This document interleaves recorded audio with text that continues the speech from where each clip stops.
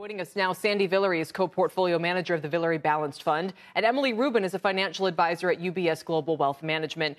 Welcome to both of you. Emily, I'll go with you first. What are you advising clients to do with stocks now?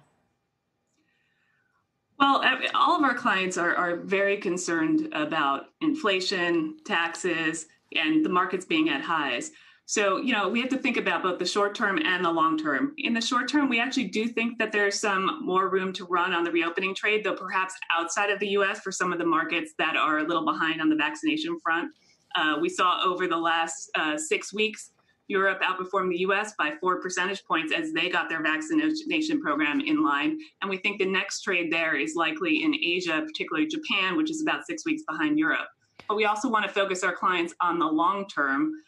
And we see, some different areas to focus on when we're looking at the decade ahead, which we think is going to be a little bit more difficult for the traditional asset classes, given that we're coming into a world that's more indebted, more unequal, less global, and potentially with higher inflation and taxes. So it's going to be a little more difficult tactically when we're looking at the decade ahead. The debt issue is going to be so interesting. I just saw a story today, Emily, that said they're trying to figure out how to get people with high student loan debt an easier sort of process to buy housing. So there's so many different arguments. There's the argument that the debt will hold back spending.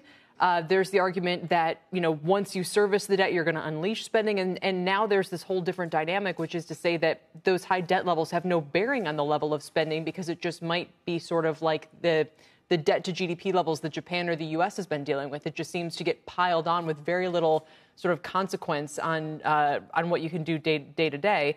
Sandy, I don't know if that makes any sense, but that's kind of how I feel about the markets right now.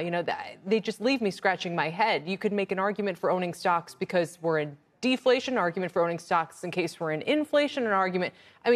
So I know you guys have some specific stock picks, and maybe is that the best advice in an environment like this? Yeah, what we tell our clients is to try to, just try to sift out the noise. And this is a confusing period. We're going from this incredible, dovish party, if you will, to becoming more hawkish. And then certainly today with comments from Bullard, wow, things are coming sooner than we think, even compared to Wednesday.